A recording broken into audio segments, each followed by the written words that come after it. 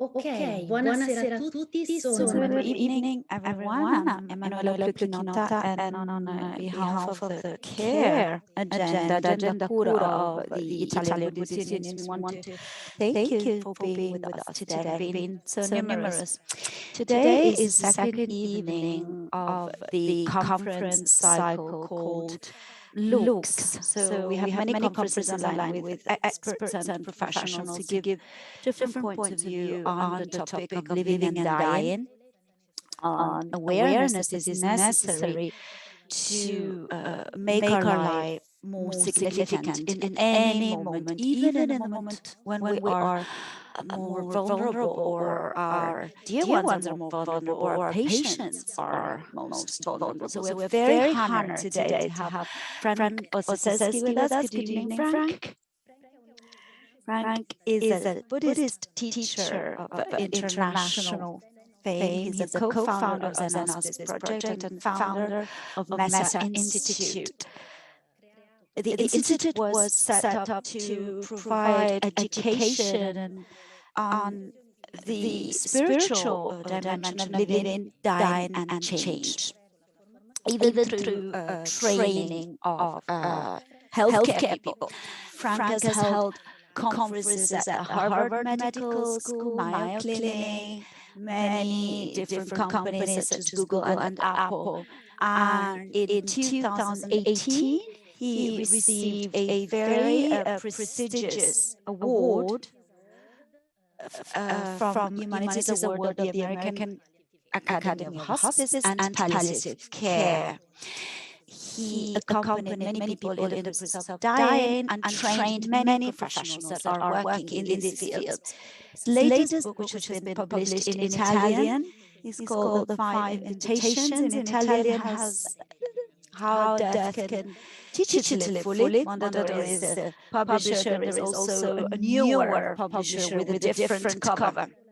Frank teaches regularly in Italy at MECO, which is the Association for Awareness Meditation, which celebrates 35 years now, the Association of Corrado Pensa Papa Cristo that we greet tonight. And he will help us tonight to understand how the awareness of death can be for us a precious companion on the road by creating a more significant and richer life. And he will tell us about his first invitation, which is not to wait. So before leaving the floor to Frank, I'm just going to give you some housework news. So at the bottom, there is an icon for translation. You can select Italian if you want to hear Italian, or English if you want to hear English. The second thing is, at the end of the presentation, we're going to hold a session of questions and answers. Frank would really like for some of these questions to be asked on a video in person. So if you would like to accept this option, read on the chat the possibilities for you to ask questions, and then you will accept also the fact that you're going to be recorded and that you're going to be live on media channels of UB. If you are not going to stay until the end, the conference will be recorded on the YouTube channel, and even for those who couldn't be with us tonight, to see it again many times, as many as you like. So now I'm going to give the floor to Frank, and I'm going to really wish you a really nice seminar. Thank you, Manuela. I'm very happy to be here. And you know, I'm very loyal to people who study with me.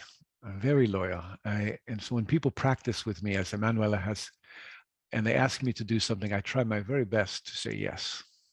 So I'm here because of her kind invitation. And I hope that somehow my words are of some small service to you.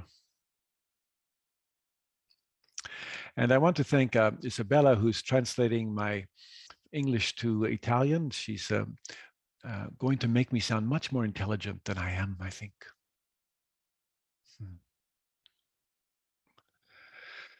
So some of you are already familiar with my 5 invitations. I'm going to speak about them a little bit tonight, but really I'm going to focus on the first one. Don't wait. Don't wait. You know, from my opinion, I don't think that dying is predominantly a medical event. I think we have to stop treating it as if it were. I believe that we need to bring the best of what medicine has to offer to care of the dying. That means excellent pain control and skillful symptom management. But I think dying is too profound to be managed by medicine alone. Death is too big for any single model. I mean, just reflect on this for a moment. Suppose we stopped compartmentalizing death, cutting it off from life. I mean, imagine, if you will, if we could regard dying as the final stage of growth in our lives that offered an unprecedented opportunity for transformation. I mean, might we then turn toward death like a master teacher and ask, how then shall I live? I think the encounter with death, and many of us here on this call have had this encounter, if not our own encounter with a friend or family or perhaps a patient. I think this encounter with death opens us to the deepest dimensions of our humanity. But when we only regard dying as making the best of a bad situation, which is an expression we use in English, I think we devalue dying. And absent of a more meaningful conversation, too many people are dying in distress and fear. And I think we can do something about that.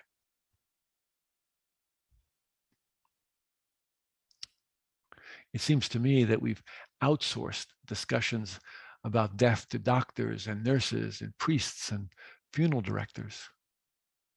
And as a result, we've lost control of one of the most significant events that we'll ever face in our lives.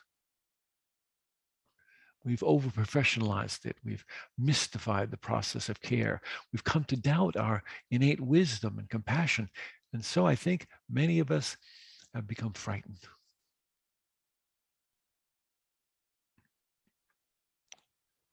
It makes me sad to even say that.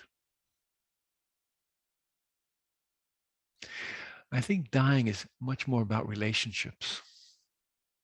Our relationship with ourselves, with those we love, with God or Buddha nature, or whatever name we give to the ultimate kindness in life. And so I want to speak about that this evening and have a bit of an exploration with you. So first I want to name these 5 invitations, which were really developed from being with people who were dying. I've probably sat bedside with a few thousand people as they died. And these were the 5 principles that we used in their care.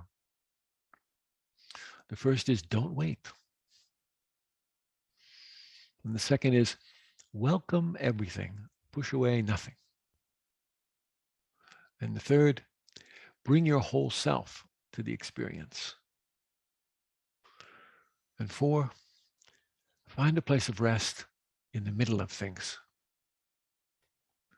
And 5, cultivate a don't know mind. So again tonight, because of our time limitations, I want to focus on the first invitation. Don't wait. Don't wait. Waiting is full of expectation, waiting for the next moment to arrive. We miss this one. I can't tell you how many times I've sat with families and they've asked me, when is my mother going to die? And waiting for that particular moment, we miss all the moments in between. Don't wait. Don't wait. Like once I was washing the back of a man and he turned toward me over his shoulder and he said, I never thought it would be like this. And I said, what? And he said, dying. And I said, well, what did you think it would be like? And he sighed and he said, I guess I never really thought about it. And you see, this regret that he had for never having reflected on his own mortality, it was a greater cause of suffering for him than his terminal lung cancer. Don't wait.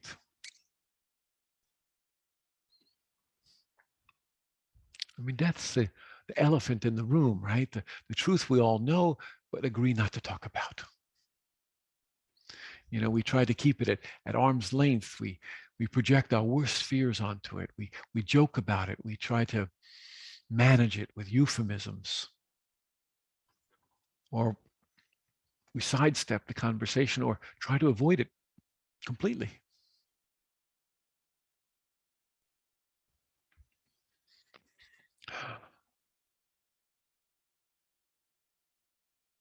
To imagine that at the time of our dying, we will have the physical strength, the emotional stability, the mental clarity to do the work of a lifetime is an absurd gamble, a ridiculous gamble. The time for the conversation is now, so I'm glad we're having it this evening. You see, I've dedicated most of my adult life to serving people who are dying. Our hospice was in San Francisco, and most of the people we cared for lived on the streets or on park benches behind the city hall. I changed a lot of diapers on park benches behind City Hall. And some of those people, they came to their deaths full of disappointment. And others seemed to blossom and step through that door full of wonder. And what seemed to make the difference was the willingness to gradually live into the deeper dimensions of what it means to be human. And it's not easy to be human. So I don't have a PowerPoint presentation to show you with the 7 steps to a good death. Instead, I want to encourage us to sit down with death, to have a cup of tea with her, to listen, to let her guide us toward living a more meaningful and hopefully loving life. I think we can learn a lot about living fully when we get comfortable living with death.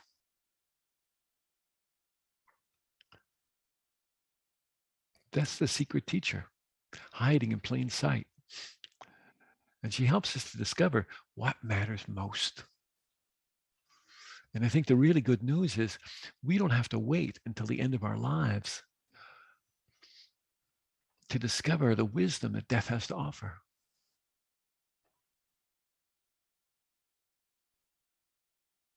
A lot of the people I worked with were alcoholics and prostitutes and people who barely survived on the margins of society. And often they wore the face of resignation, and they were angry at their loss of control, and they'd lost all trust in humanity. And some of them were from cultures that I didn't know, speaking languages I couldn't understand. And some had this deep faith that carried them through difficult times, and others, well, they had sworn off religion years ago.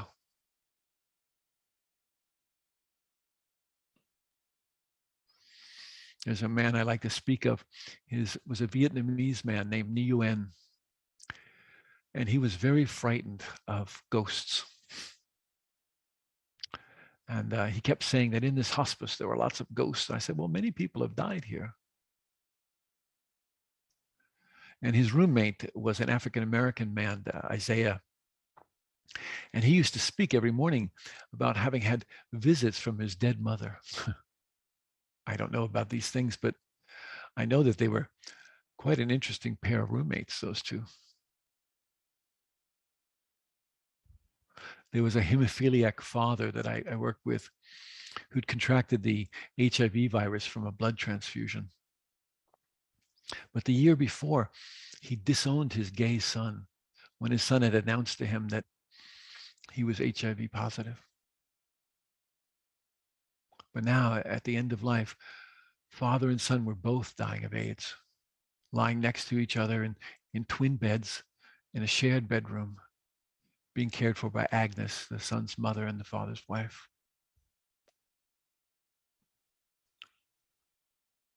probably like you, some of the people I've cared for, they were clear as bells and they were surrounded by love. And others were confused and entirely alone.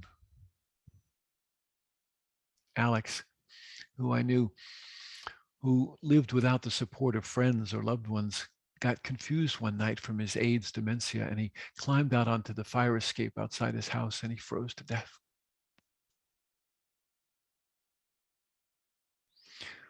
Sometimes we worked with people with great political power and wealth and good health insurance.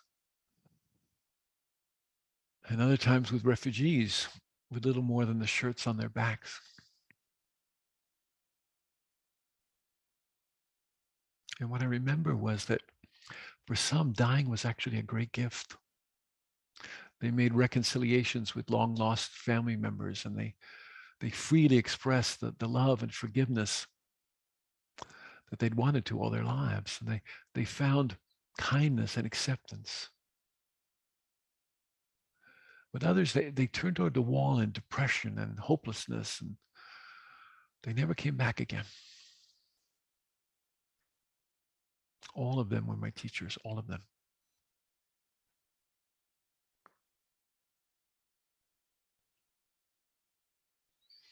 I think the habits of our life have a powerful momentum that propel us toward the moment of our death. And so the obvious question that arises is what habits do we want to create?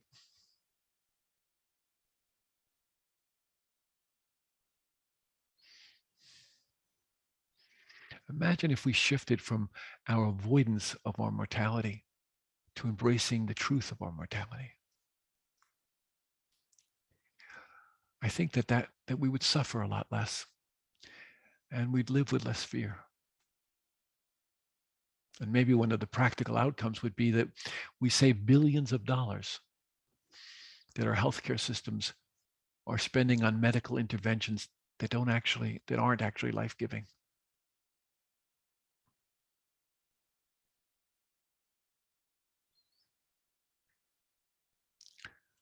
I think when we keep death close at hand, at our fingertips, it reminds us not to hold on too tightly.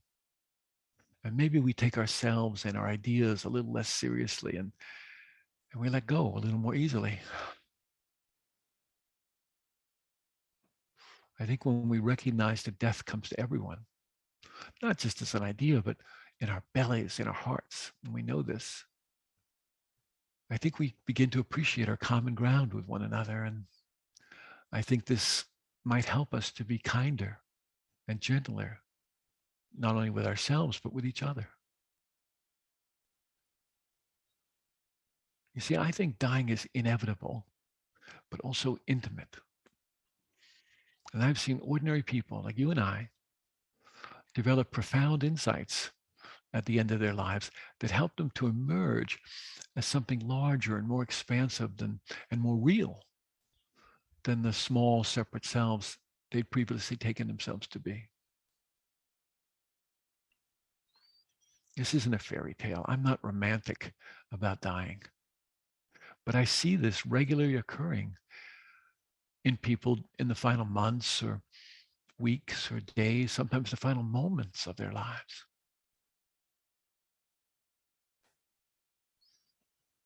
And you might say too late. And I would agree, too late. However, the value is not in how long they enjoyed this experience, but that the possibility for such transformation exists. And I believe if it exists then, it exists now. And I think we can harness the awareness of death to appreciate the fact that we're alive and to encourage self-exploration and clarify our values and maybe to generate positive action in our world.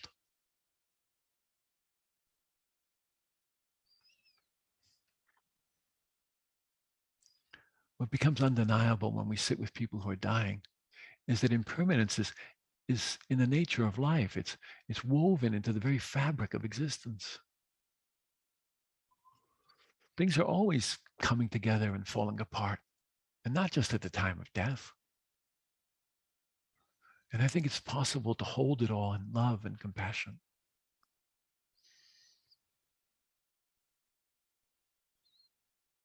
I think life's uncertainty, it gives us perspective.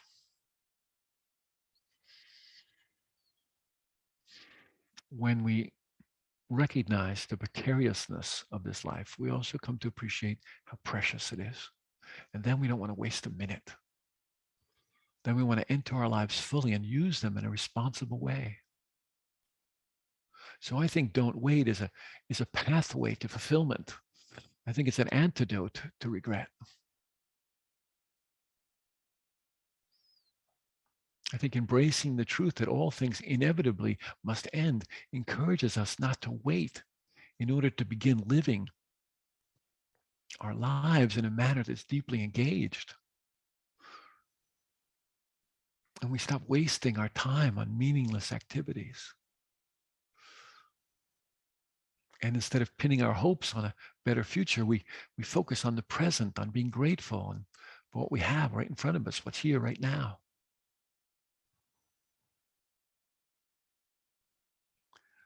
But a lot of us imagine death will come later. I mean, if I was to survey you all right now, you could try it, just raising your hands. How many of you think death will come later? Raise your hands. Yeah, and scan through well, I don't know if you can scan through the screens on a webinar, but a lot of people on this call believe that death will come later. And this idea of later, it creates a comfortable illusion of a safe distance. But constant change, it's not later. It's right now. Impermanence is the essential truth woven through every aspect of our lives. I mean, where's this morning's breakfast? Where's last night's lovemaking? Where's our childhood? Where has my blonde hair gone? Intellectually, we understand that one day that treasured vase that our mother gave us will fall off the shelf and break. That those we love will die. That our roof will leak. That our car will break down. I think our work is to move that understanding from our intellect and nestle it deep in our hearts. Impermanence isn't the cause of our suffering. We actually rely on constant change. I mean, that cold you have today, it won't last forever, and pandemics end. And eventually, even ancient trees burn down in the forest to make room for new ones. Without impermanence, life simply couldn't be. Your son couldn't take his first steps. Your daughter couldn't grow up to be a scientist. I mean, it's humbling. Impermanence is humbling. It's absolutely certain, and yet the way in which it will manifest is completely unpredictable. You know what's strange to me, what's funny to me? That we all agree that life is in constant flux. Seasons come and go, trends peak. Yet we cling to the illusion that we ourselves are solid things. Solid things moving through a changing world. And we hold the idea that everything is changing except me. We tell ourselves that, but we're mistaken. We're not the doctor, not the nurse, not the barista, not even the listener to this talk, at least not in the way we imagine, not separate and apart. We too are in flux. We are like everything else, at once here and disappearing.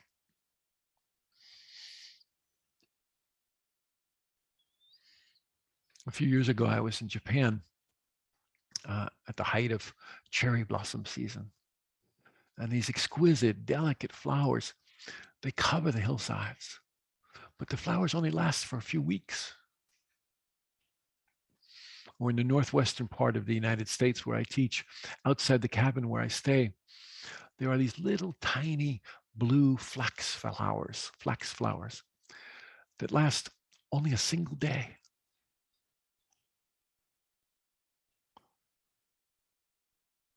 Tell me, why are those cherry blossoms and those blue flax flowers so much more magnificent than plastic ones? I mean, plastic flowers last forever. Isn't it their fragility, the brevity of their lives that captivates us, that invites us into their beauty, into wonder and gratitude?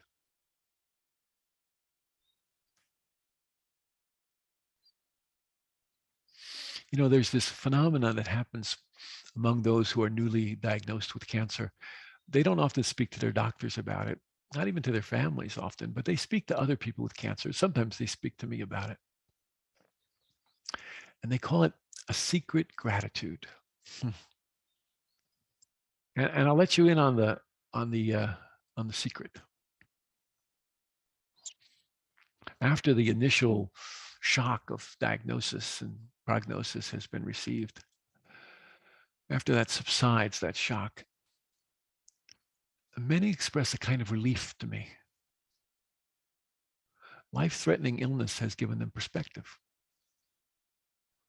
And so they say things like to me like, now I can say no to more work or to people or activities that no longer interest me. I said before, I always felt obliged to say yes. But they say to me, now I can finally rest.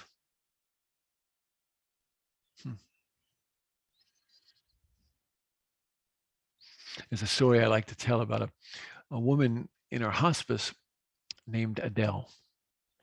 And she was this 86-year-old Russian Jewish lady, very tough. And I got this call one night that she was dying. And so in the middle of the night, I came in. I used to do that regularly with people who were dying, to sit with them. And when I came in the room, I could see her sitting on the edge of the bed with her feet dangling off the sides in her nightdress, breathing with great difficulty, despite all the interventions we made.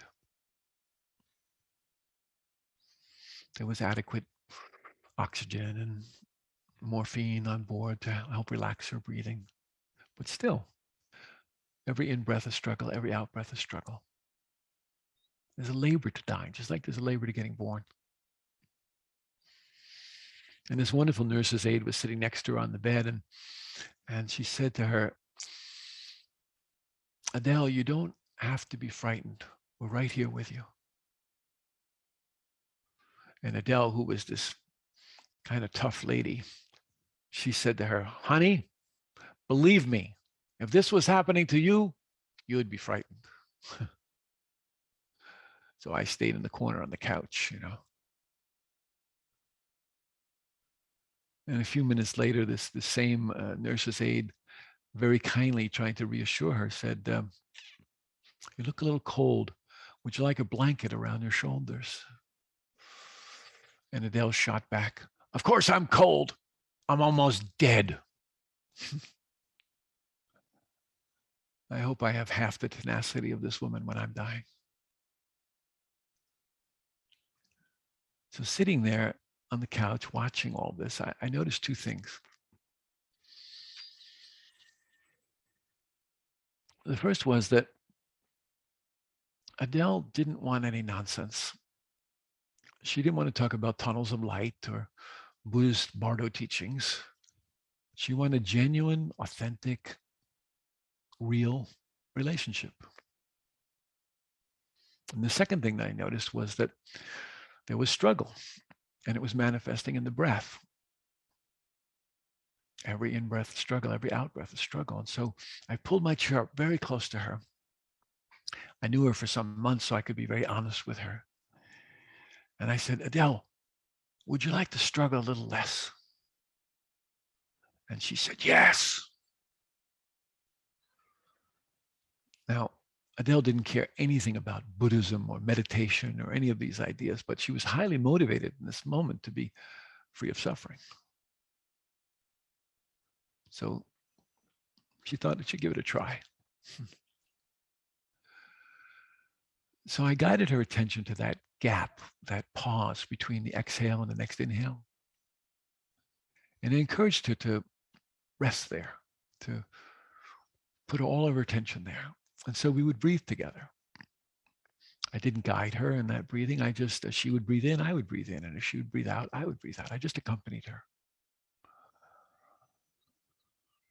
And after a while, I could watch her eyes soften and the fear in her face begin to drain away. And there was a kind of ease that came over her. I didn't teach her any special meditation practice. I just kept good company with her, loving company with her. And I guided her toward her own resourcefulness. You see, I believe in each of us there is something that's whole and real in each of us that can help us find our own solutions. And then sometime later, Adele said, Frank, I'm tired. I'm going to lay back now on my pillow and rest. And I said, okay, Adele, you rest. And sometime later, she died very peacefully.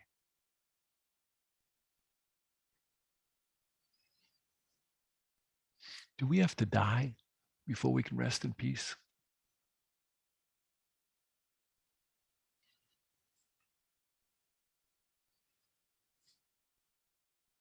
I think when we embrace impermanence, when we embrace constant change, a certain grace comes into our lives. And we treasure experiences. We savor them without clinging to them so much. Death isn't a stranger to us. I mean, come on. It's always announcing itself. I mean, this moment that we're sharing right now, it'll never come again. And we don't know how many more moments we'll have. And no matter how much you do in your life, no matter how much you accomplish, no matter how many times you do something, there will come a time when you do it for the last time.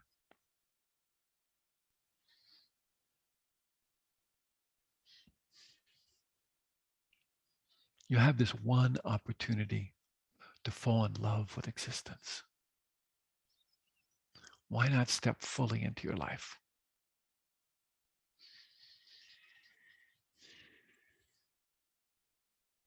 Staying present in the midst of the beauty and difficulties of life.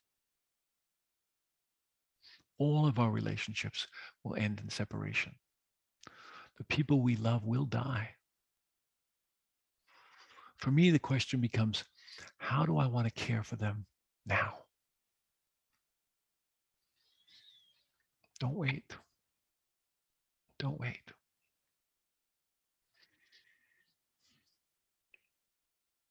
I think being human is much more than getting born and getting an education and finding the right partner and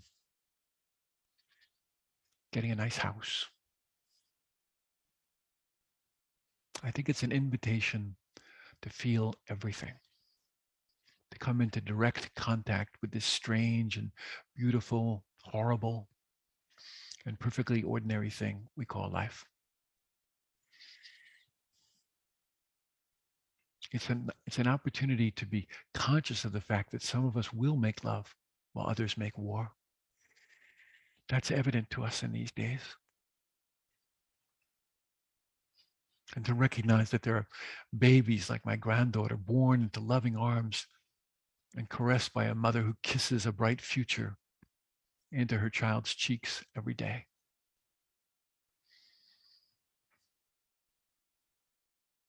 And there are babies like my friend Carolyn, who was left in a garbage can by her mother when she was an infant.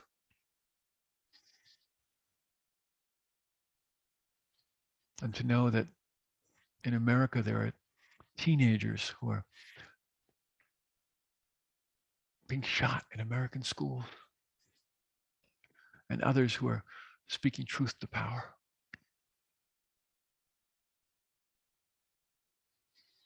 It's to embrace the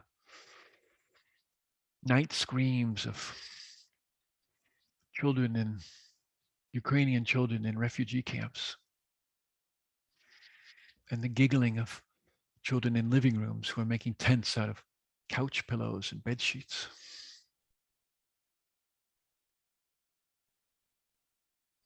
There's devastation and there's hopelessness. And there's the passion and holy commitment to creating a better future for everyone.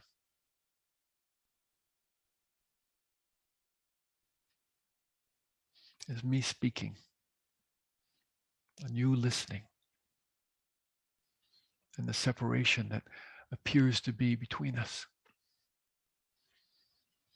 And then there's a unity we almost immediately feel when we're reminded that there's love.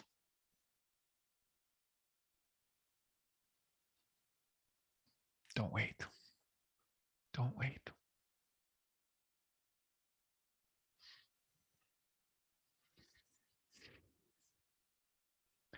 So I'd like to spend the remainder of our time in conversation with each other.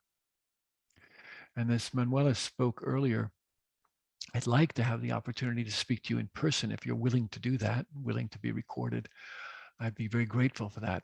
I think it'll be more intimate than you just writing a question in the chat. You're also welcome to do that, write a question in the chat, and Katerina will read some of those questions to me and I'll try to answer them.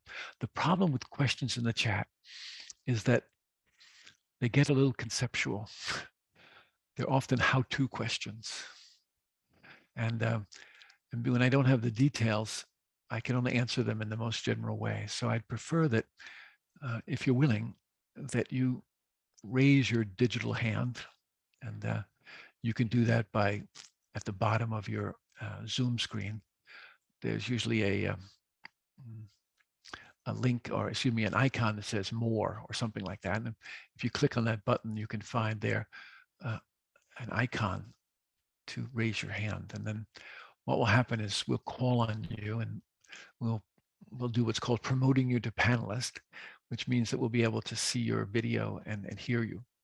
And you'll have to make sure that your camera is on and that you're unmuted. So if you're willing to do that, I'd be very grateful. I'd much sooner speak to you personally. I think we'll all learn a lot more if we can do that. Okay. So, or you're welcome to write a question in the chat if you'd prefer, and I'll try my best to respond to those as well. So, Katerina, do we have anyone with hands raised or questions in the chat that we could address?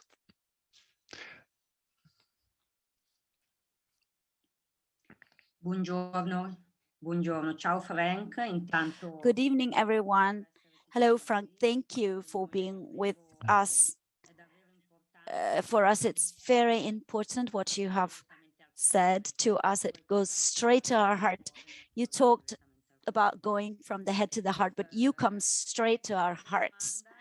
So I'm going to read a question that had gotten to us before. So with this loving presence you expressed in your experience with Adele, so the loving presence of being close to another person, many operators are worried about being too involved, about being overwhelmed by emotions when they are close to a dying person. So, yes. Okay. Yeah, of course, this is a primary concern of a lot of operators, and it's been particularly difficult during the COVID pandemic. Let's be honest here at the beginning and say that none of us expected that we would be dealing with a pandemic like this. None of you who are working as healthcare professionals were ever trained to actually meet a situation like this. At the beginning of the pandemic, you were asked to have a dual role oftentimes, to be both an operator and also a family member, because family members couldn't always visit their loved ones. So I want to first honor you for your willingness to do that. And I think we were taught in medical school, in our training, that we should put a kind of armoring around our hearts. And we imagine that that might protect us, that might keep the pain out. But in my experience, what it does is it keeps everything out. It doesn't allow the tenderness and the compassion to enter our hearts either, or to allow us to be moved by the kinds of exchanges that are possible for us with our patients. And one more thing I'll say about this, because I'm answering in a general way. I don't know your specifics of your question. But often in healthcare, what happens is when we see a great deal of suffering, we experience a kind of personal distress. And then oftentimes, not always, but oftentimes we try to do something to the patient to relieve our own personal distress. And this is me focused. Yeah, this is me focused. Compassion is different. Compassion is also the wish to relieve the suffering of the other, but it's other focused. Yeah. And so when we operate from the ground of compassion, first, we don't get so overwhelmed. We don't get empathetically overloaded with the difficulties of the patient. And we don't do something to the other person to alleviate our personal distress. Our actions are guided by wisdom and compassion. Yeah. So the last thing I'll say about this, because I don't know the specifics of your situation, is that I have never, ever, ever in 40 years had a patient say to me, "Don't cry in front of me." I've never asked, not one of them have ever asked me to leave the room. I think sometimes we forget that we can be human. And our training told us that we should stay only professional. But I think we have to be human professionals. Yeah, we shouldn't use the patients as our therapists, of course. And it's not they're not there to take care of us. But I think there's a very human exchange that's quite possible, and when we allow it to happen, sometimes I think, well, I think we're more available to the people we serve. Okay, Katerina. Do we have another question, Katerina? You have to unmute. Sì, c'è una domanda di una persona. Yes, there is a question. Can you hear me? Yeah. So there is a question of an healthcare professional. Doesn't say what kind of healthcare professional, but asks how can you contemporarily maintain your professional role with the timings and spaces of public healthcare and hospitals, and maintaining your own time and the intimate spaces of your practice, your own practice. Yeah. I'm unclear when he says your own, or when the person asks your own practice, are we referring to their medical practice or to their meditation practice? Does it say, Katerina? Meditativa. Yes, meditation practice. Okay, meditation. Okay, all right. So again, I'm going to be a little general here, and I apologize. But, you know, in English, the word role is sometimes spelled R-O-L-E, which means your professional role, but it also addresses a kind of pastry, a roll, R-O-L-L. When I'm dying, I don't want a roll next to me. I want a human being next to me. Now, I want them to have great expertise. I want them to be masters. In fact, I want them to have a kind of mastery about their expertise. But that won't be enough. I also want them to be comfortable in the territory of meaning, to help me discover what has value and purpose in my life. But even that won't be enough, because at some point meaning falls away in the dying process. And then we have to learn to be comfortable in the territory of mystery, the territory of unanswerable questions. And I believe that mindfulness is the tool that we can use to cultivate our capacities in each of these domains. Yeah. Mindfulness isn't just about sitting on a cushion cross-legged, you know. I think it's a way that we approach life, a way that we live our lives. And so I'm always practicing mindfulness. It's not something I do just, you know, when I'm on a retreat or in some Buddhist setting.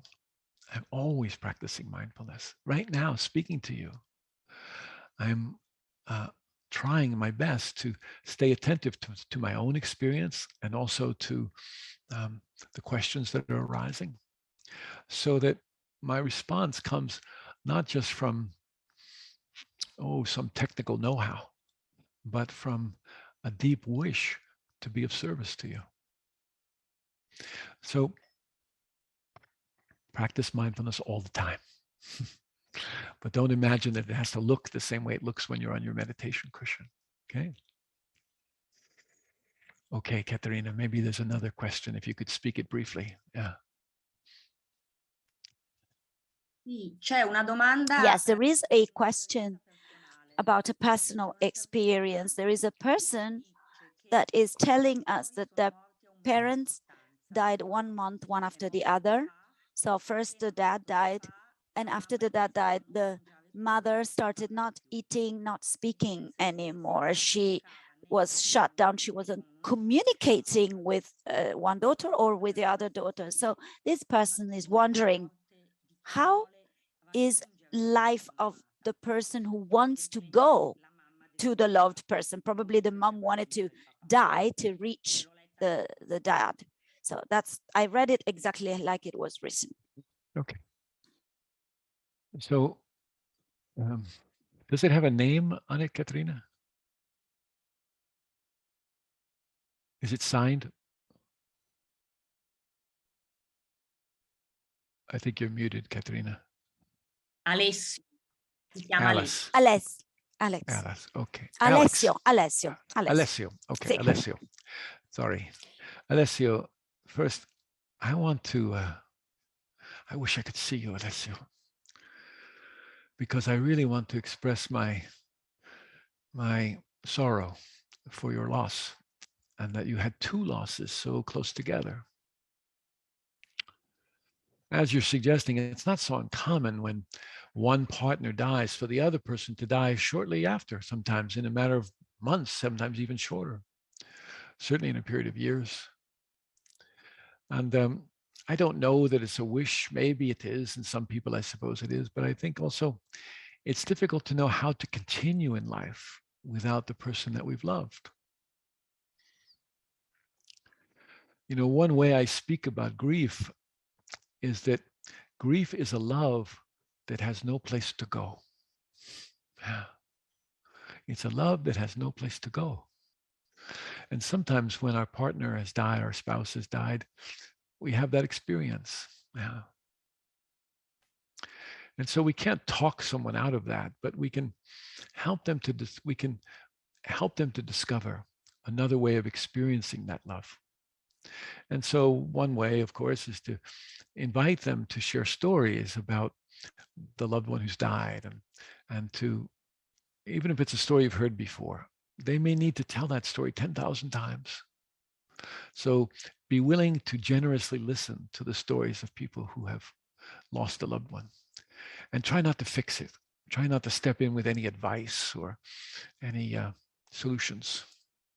Just listen. Yeah. I think that's the most helpful thing that you can do, actually. And it's the most generous thing you can do.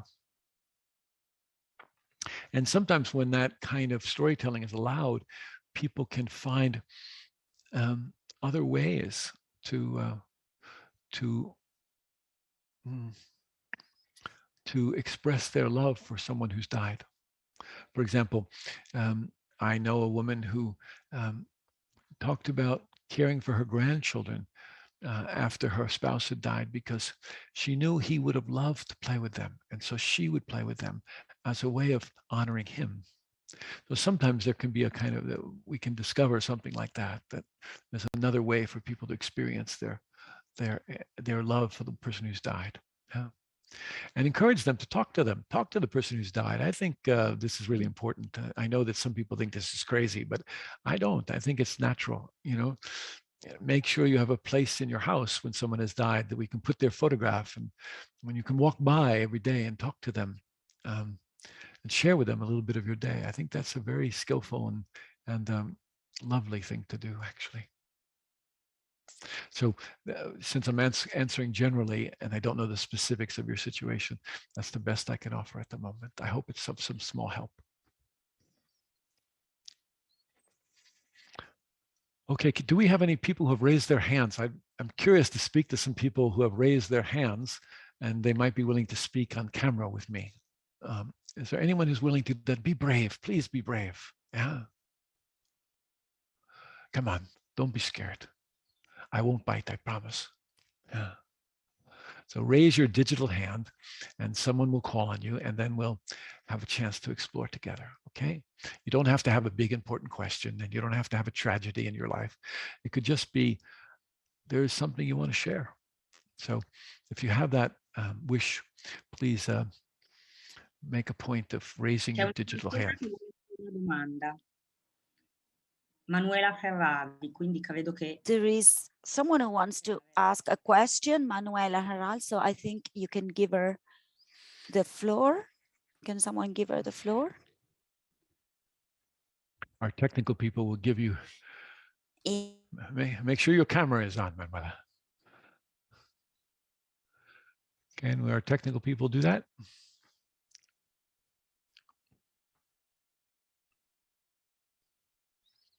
Maybe we're having a little trouble doing that. Sì, è lì. Ciao Manuela. Non ti sentiamo. Hello, Manuela, we can't hear you. She unmute. Tell her to unmute. Non ti io non... No, tell her to unmute. Tell her how to do it. Don't just tell her you can't hear. Tell her how to unmute. No, l'ha tolto. L'ha tolto. Non la sentiamo. She has no mute, but we still can't hear her. Okay, we'll have to come back to her then, okay? Allora, maybe the technical people can help. Okay, so let's go to a different question, Katerina, and we'll come back to her.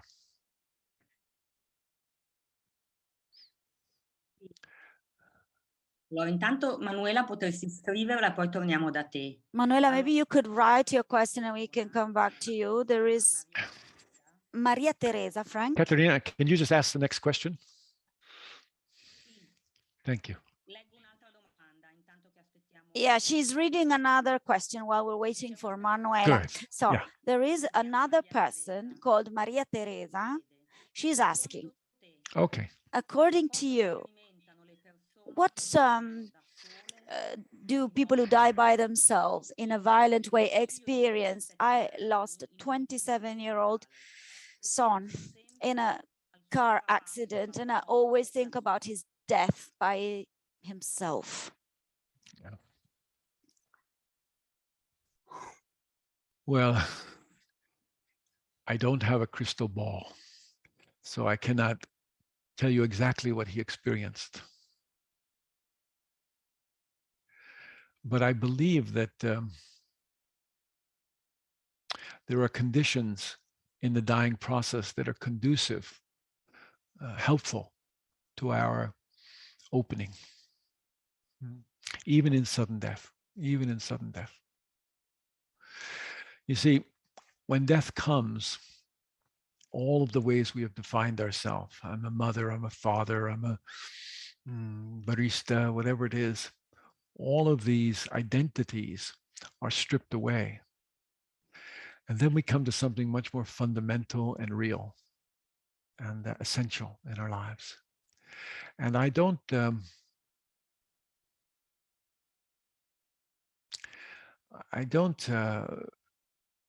think this is a question of time.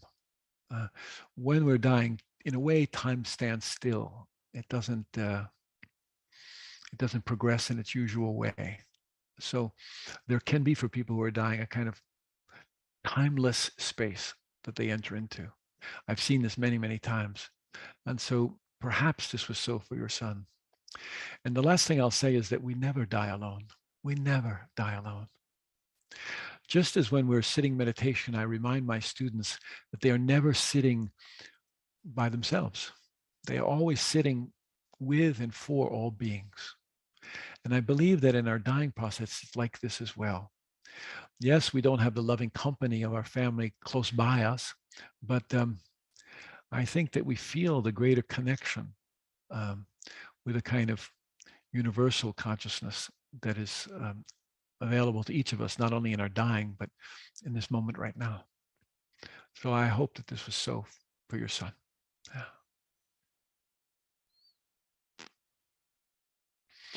Katerina, we have another question, or maybe we have someone who has their hand raised and we could try and speak to them. Abbiamo Manuela che forse non We have riesce Manuela a sentire la sua voce. that cannot have her voice heard, but she wrote what she wants to ask you. Okay. So you can see her, and I'm going to tell her what her question is. Okay. So she's asking, I always wonder if we can prepare to death. Of course, being close to who dies teaches me to live more fully, but can we prepare ourselves to death? This is a question of Manuela. Well, Manuela, I believe strongly that the best preparation for our death is a life fully lived, a life lived with integrity, with wisdom and compassion. As I said in my talk, the habits of our life, they have a very strong momentum that carry through into the time of our dying. So the question that emerges is, what habits do we want to create now? Yeah? What habits do you think now would be helpful to you in a moment of great vulnerability? Yeah. I think this is a useful way to think about the dying process, not as a tragedy or a disaster, but as a moment of great vulnerability. And I believe vulnerability is not just the feeling that we're susceptible to harm, that we're weak, but I think vulnerability is the most wonderful of human qualities.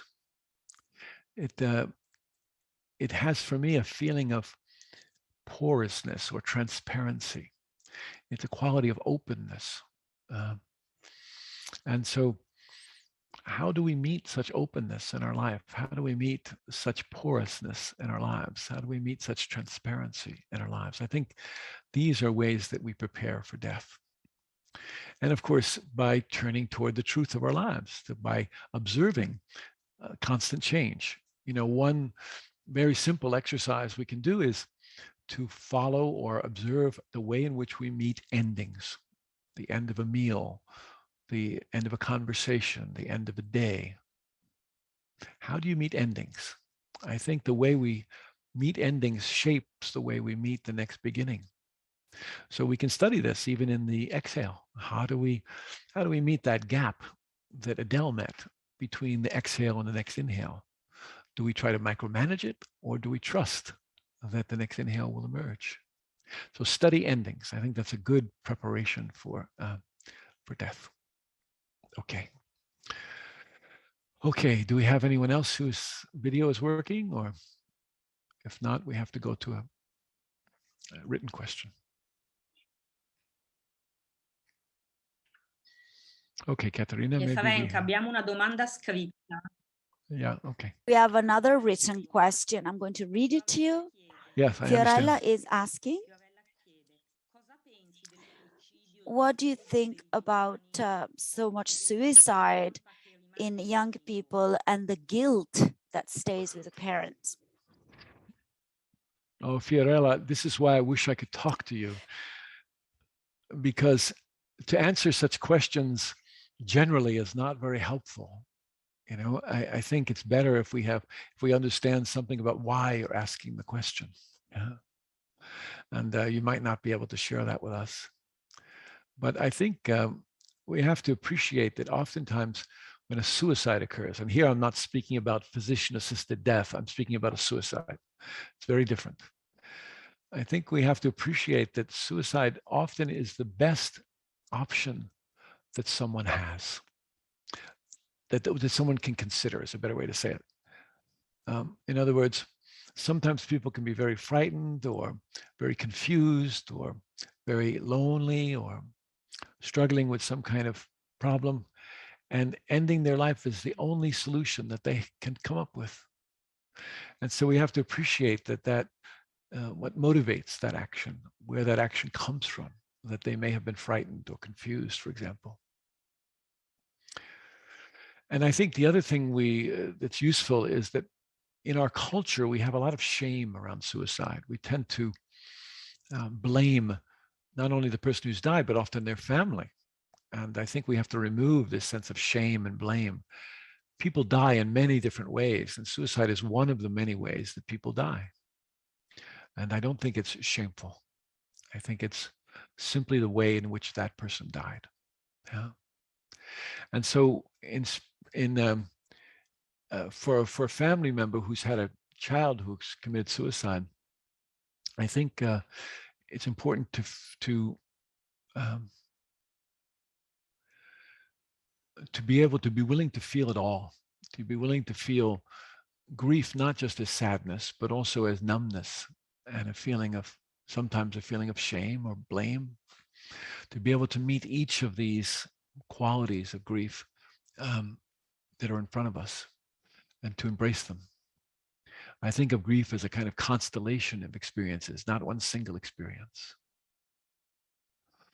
So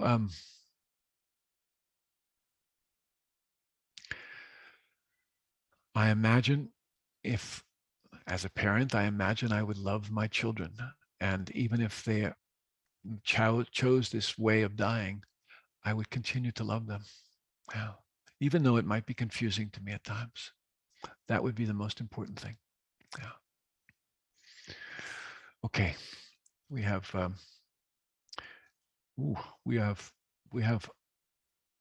little more time. We have time more still, huh? Yes. Okay, Katerina. First, let me ask, is there someone who wants to speak? I'd love to see you and to speak more personally with you. So if you're willing to do that. Okay, wait. I just want to finish my sentence, Katerina. Okay. So if you're willing to do that, the Buddha talked about our great fears. And one of the fears he spoke about, even 2,500 years ago, was the fear of speaking in public. So, I think this fear is sometimes much greater than our fear of dying. So I want to encourage you to be willing to face this fear. So there's someone who wants to speak with us on video. That'd be great. Who is that? Abbiamo Maria Cristina. We have Maria Cristina. Maria Cristina, okay.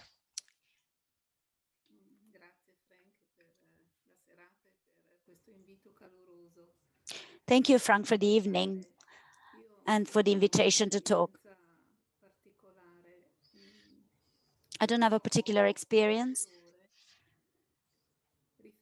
but I have a pain referred to a death of a year ago, a very dear person that I consider my mom of the heart. An older people of 93 years. I couldn't accompany her. She did not allow me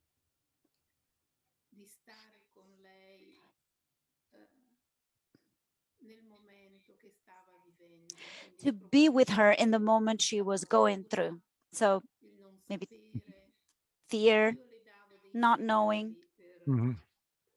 Okay. I was giving her some signs so that she could talk and ask me a question, but she wouldn't take my cues. So I had to step back. For me, this was a great pain, even though this was what she wanted. Thank you, Maria Cristina, for sharing this with us. Yeah, sometimes people don't die in the way we want them to die. Sometimes they have their own way of going through this process. that's different than what we might wish for. And so all we can do in such a case is to accept that and to recognize that it is their dying and not my dying. Yeah. So that's the first thing. And then the second, Maria Cristina, if I was going to ask you, what in your heart of hearts would you have wanted to say to her? And a very short phrase. What would you have wanted to say to her? Very briefly. Can you tell me?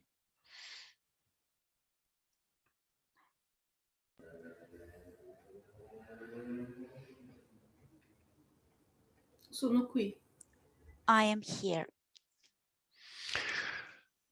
Yes. And you can be here even if you're not by her bedside. Like, for example, do you feel your love for her now? Sì. See? Sì. See. Tell me a little bit about that love, Maria Cristina. How do you feel it?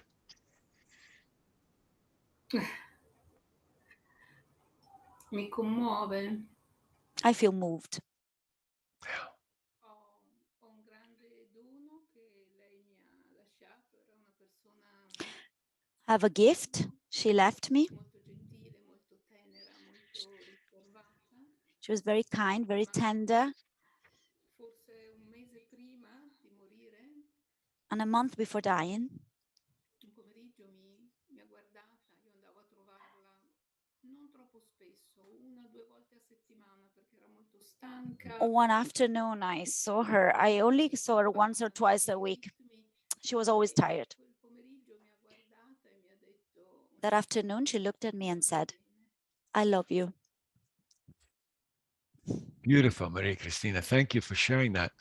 And I would suggest to you that you take the gift that she gave you and a photograph of her, if you have one, and put them someplace special in your house where you will walk by them each day.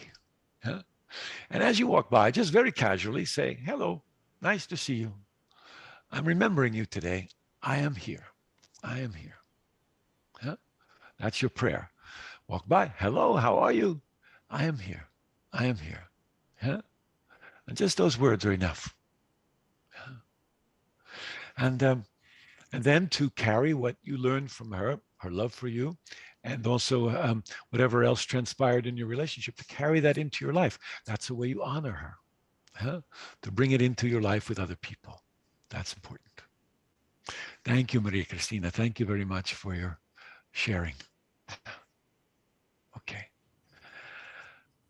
Okay, we have some time for other people if they want to speak or ask a question in the chat. Caterina, what do we have? Sì, abbiamo Giulia. We che have ti vuole Julia. fare una domanda. She wants Okay. to ask a question. Oh, great. Wonderful. Julia. Be-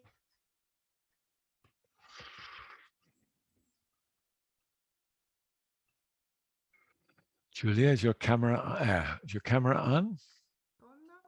Mi sentite? Ah, sì. Can you hear me? Yes. I can ask the question in English if you like, with no translation. As you prefer. Okay. So I'm a social worker right now, Mhm. and I wanted to ask something a little more maybe technical. All right. Yeah. So in Italy, the social worker in this, I don't know how to say, in questo campo, See? in this field, is not really important. Okay. So I wanted to know, what can a social worker do in this field, and Okay. how can work? Okay. Sì. Sì, capisco. And now in Italian. Say it in Italian. Ok. Very briefly.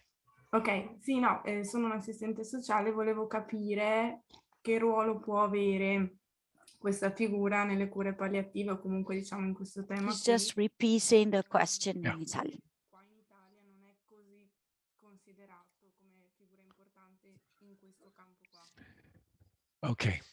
So you are a social worker, yes? Sì. Okay. I don't think you're not important. I think you're very important. Not because of your role, but because of your humanity.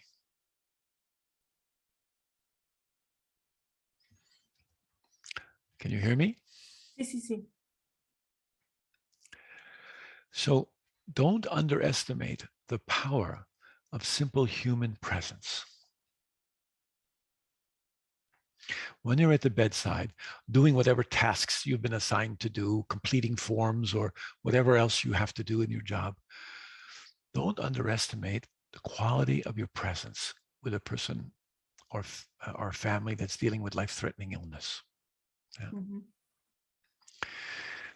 One of the things that you were trained in as a social worker was in how to listen. Sì. So listening, I think, is one of the greatest ways we can express our love. When you listen devoutly, if you understand that word, I think you help to bring forward the truth from someone. And, it doesn't have to be a big, deep conversation. It can be something quite simple. Oh, I noticed there on your shelf, there is a picture. Tell me about the picture. Tell me who's in that picture. Or ask them a question about their lives. You know about this process of life review. I'm sure you were trained in it in some way. It's a good process, but I think oftentimes it's too linear. You understand? Mm-hmm. Okay. So ask a counterintuitive question. Like ask them a question. What's the one thing you wish you could remember? And that question takes somebody out of their logical mind and puts them into their direct experience. And then they might share something with you. Or they might just say, that's a silly question, ask me another one. And then ask them, what do you remember about the smell of your mother? Yeah. And that again takes them out of the day-to-day logical mind and puts them into contact with their sensational experience or their deep memory. Yeah. And they can speak about that. So it doesn't matter whether other people think you're valuable. It's important that you think you're valuable and that you bring that value of human presence to the people that you serve. Does that make sense to you? Yes, of course. I can see your smile, you see. It's already making sense to you. Yes. You can do that, can't you? Yes. Nobody trained you to do that, but you can do it just because you're a human being. Mm-hmm. And can you imagine if you were the person in the bed, and someone asked you those questions? When everybody else is coming in the room and just asking you medical questions or asking about your finances or something like this, it would be such a relief, huh?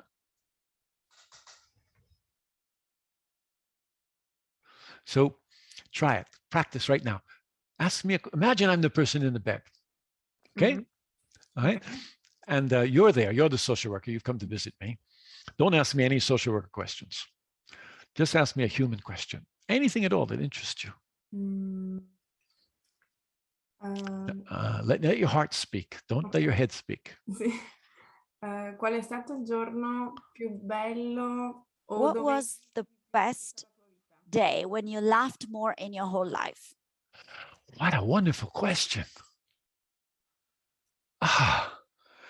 Oh, I think it was, I don't know if it was the most, but just the other day, my grandson was visiting and he dressed up in some costumes. And so I dressed up in some costumes and we pretended we were having a store together. And both of us were dressed up in costumes and I dressed up as a little old Italian lady. And we had so much fun. How's that? Okay. So ask open-ended questions like that. It doesn't have to be the best or the only or any of those things. It can just be, what's something really embarrassing that happened to you that you could tell me? Yeah. It could be like that. So use your good heart. Let that be your reliable guide. Okay? Okay. Okay, wonderful. Thank you for coming Thank on. you. Sì, sì, certo, certo. Okay, Bene. Caterina, Caterina.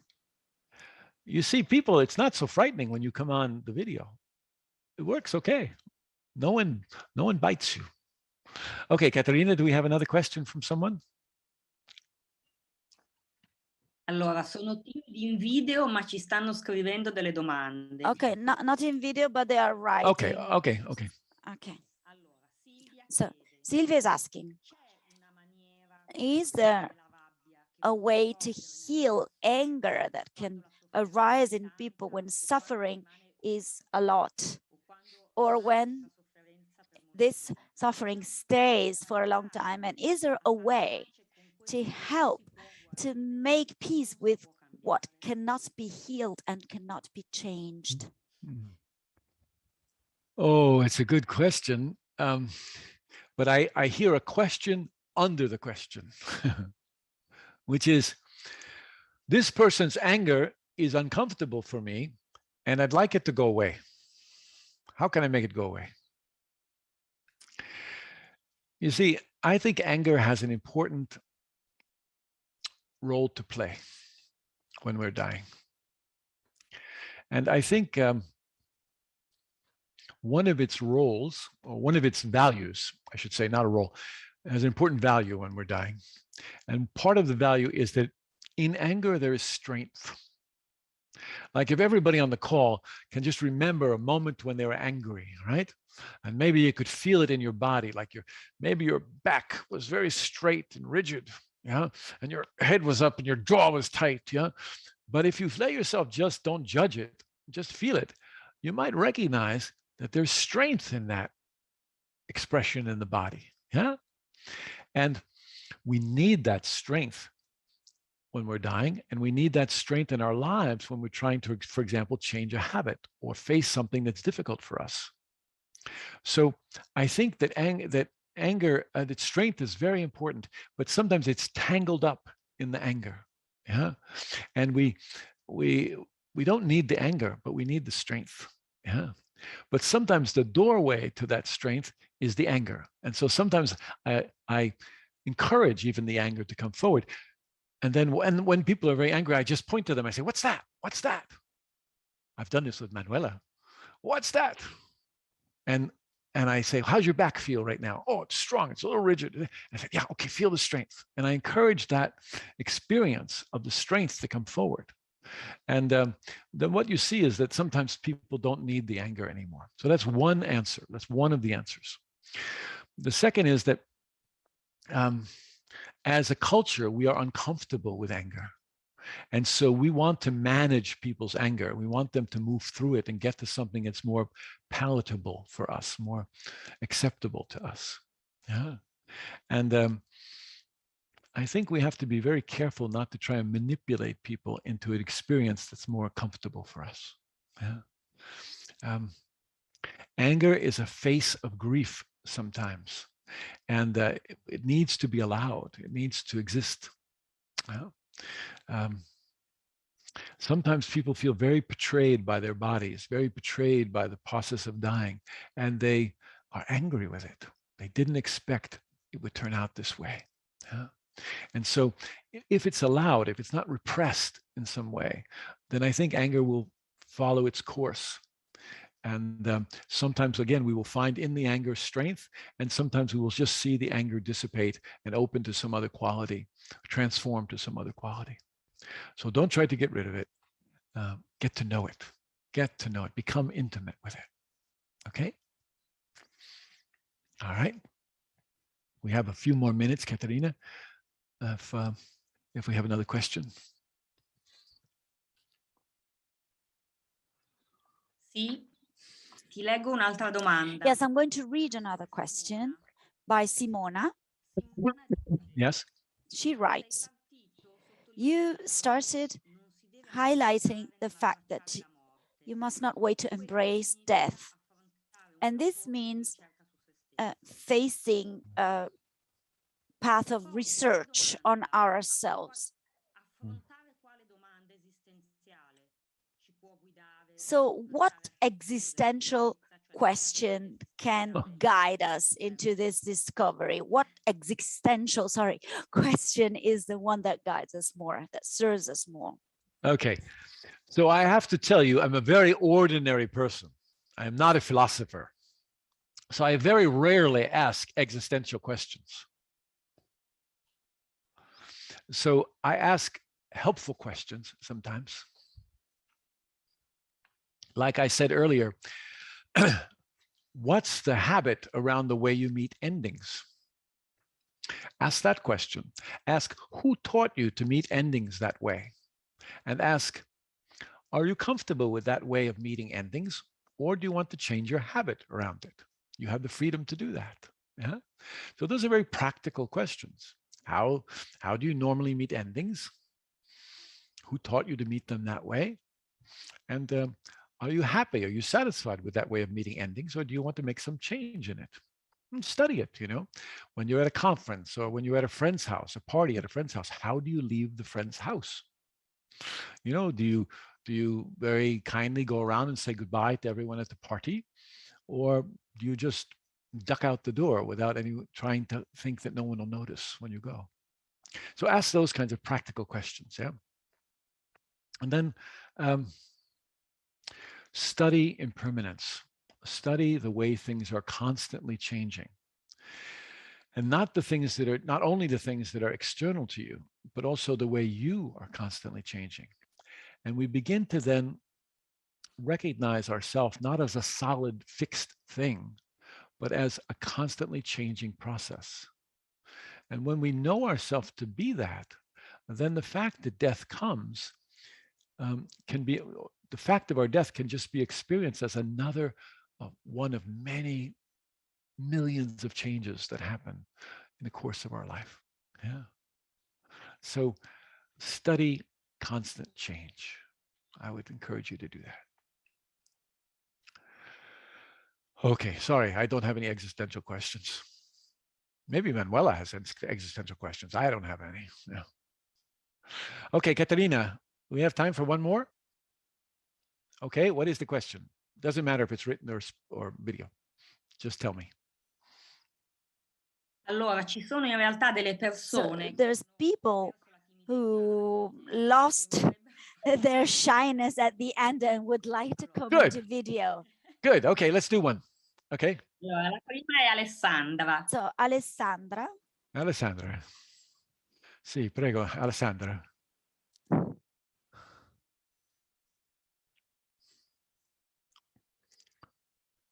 Can we see her?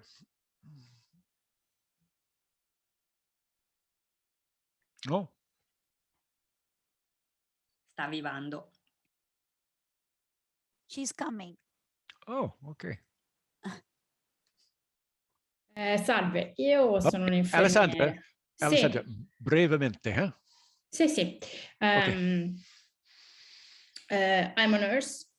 I've been working for 13 years. I've seen so many people die. And my job helped me along the way to reconsider the priorities in my life.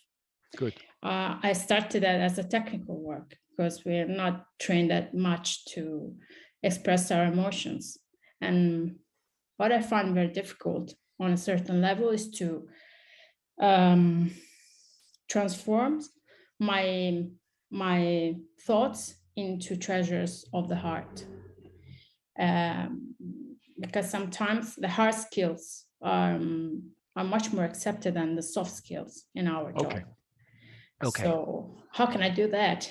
All right. Now, Alessandra, please, very briefly, say what you said to me in Italian, please. Sì, io sono un'infermiera, lavoro da 13 anni e questo lavoro mi ha servito molto a riconsiderare le priorità nella mia vita. Però molto spesso è molto difficile per me trasformare i pensieri, cioè il pensiero razionale, in qualcosa nei tesori del cuore. Okay. E a volte è molto complicato invece far fuoriuscire nel mio ambiente la mia umanità per non sembrare troppo ingenuo. Okay. So Alessandra, I want to ask you a question first. you said your colleagues value thoughts in the mind more than the emotions of the heart. How about Alessandra? In Italia? Sì. Per me sono più importanti i tesori del cuore. I think the treasures of the heart are more important. Le competenze tecniche non arrivano. Technical skills don't go where I want to go. Okay. So it's important for you to have good technical skills, of course, but it's not enough. Yeah? People are not just problems to be fixed. They need a human face on their medicine. Okay? Recently, I had 5 strokes over a period of months. Yeah? And on one of the strokes, I lost my ability to speak, and I could only speak in a garbled voice. And I went to the emergency room, and the doctor who was caring for me was very kind. And I said to him in a very garbled voice, "How did you get so kind?" And he said, "Oh, I have a mentor." And the mentor studied palliative care, and he taught us how to be with people when there's no technical jobs to be done. And I turned to the person that was with me and I said, "He's speaking about Scott, one of my students." And the person that was with me said, "You're taking care of your mentor's mentor." And the doctor began to cry. And it was a very human encounter. Now, he did not lose his ability to evaluate my stroke and to care for it effectively, but he also was very human. What I noticed there was that the other clinicians that were in the room didn't leave the room when he cried. They wanted to stay and to observe. So what I'm suggesting to you is that sometimes we can be an example of what's possible. So be brave. Often in medicine and in healthcare, we learn to accommodate. And to accommodate isn't always a good thing. Sometimes when we accommodate, we give up a part of ourselves to get something we think we need from others. We give up a part of our soul to get something we think we need, approval, etc. Yeah? So you be your own source of approval. Yeah? And see. Also, find some allies. You have to find another nurse or another doctor who's an ally for you, and that you can have a kind of agreement that you will share the treasures of the heart with each other, because you might not be able to do it with the team that you're working with. Yeah? So find an ally, and maybe you make a simple agreement to text each other when something happens. Yeah? Those are very practical things to do. Don't expect the whole system will change. It's not going to change. But the way you behave in the system can change. Okay? Thank you. Very good. Wonderful, Alessandra. Thank you for your good question. Okay. Let's see, Caterina, I think we are out of time now. Our time is coming to a close, and I want to thank everybody on the call for your willingness to write your questions and to voice your questions. And I also want to speak especially to the people who listened, because again, I believe the listening that occurred on this call helps the truth to emerge. And so I'm very grateful to those who listened. And I want to thank Caterina for managing the questions, and to thank Manuela for inviting me. I'm very grateful for your invitation, Manuela. And I want to thank Isabella for the translation. You know, it's very hard to translate. It's very difficult to be an interpreter because you have to be willing to be transparent. You have to be willing to listen intently to what's occurring, but not insert your views and opinions. And I think that's a very good example when we think about caring for other people too. To learn to listen carefully without imposing our views or ideas about how they should go through the dying process. So thank you, Isabella, for being such a good example for us. Yeah. And yeah, I just want to say how grateful I am to be with everyone and to encourage you to stay human when you're working in healthcare. Yeah, to stay human. This is the most important thing. When we were trained in our early training, you know, we were trained to be technicians. But you are not just a technician. You are an artist. And an artist brings forward things in very different ways. Yeah. So don't just be a helper. Yeah. Be a portal to a larger possibility. And that is a way that we remind people of their own resourcefulness. It's a way that we, how can I say, when people are sick or dying, they feel like they have no value and they don't know who they can trust. And you can be a reliable refuge for people. You can be a trustworthy refuge for people just by being human, by staying human. And so you don't have to be anyone special. You just have to be completely who you are. That's your primary function, to be completely who you are. Okay? All right. I want to thank you. Thank you very much for listening to me and trusting me and agreeing to spend this much time with me. I send you my love and my great gratitude for the work that you do. And for those of you who are not healthcare people who are working on this call, rather, I want to thank you also for your kindness and your willingness to be fully human in the world. Yeah. Okay. Okay, Manuela, is enough? Basta? Bastanza, huh? Grazie tantissimo, anche noi ti vogliamo ringraziare. Thank you, Frank. Thank you so much for so many reasons, for your life dedicated to this work, for being always a source of inspiration, and for the example you gave us to listen to us deeply, even though there was distance and video and language and everything. Thank you so much. And thanks to Caterina. Thank you, Frank. Thank you. And thank you to our technical team behind the scenes who made all this possible. Sì, grazie a tutti, grazie alla traduttrice, allo staff tecnico. Noi ci rivediamo. Thank you, Frank, for your beautiful words for me. Thank you.